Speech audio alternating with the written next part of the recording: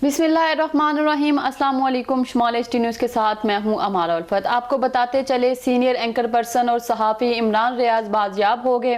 Sialkot police का Facebook और Twitter पर बाजियाबी का ऐलान। इमरान रियाज के अहलियाना और वकील ने तस्दीक कर दी। याद रहे कि इमरान रियाज कुछ अरसा कब सियालकोट जेल से रिहा होने के बाद लापता हो गए थे। इमरान रियाज के वालिद ने बाजियाबी के लिए लाहौर हाई कोर्ट में पिटीशन दायर कर रखी थी।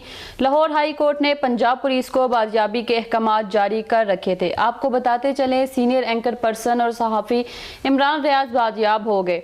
सियालकोट पुलिस का फेसबुक और ट्विटर पर बाजियाबी का ऐलान। इमरान रियाज के अहलियाना और वकील ने तस्दीक कर दी। याद रहे कि इमरान रियाज कुछ अरसा कब सियालकोट जेल से रिहा होने के बाद लापता हो गए थे।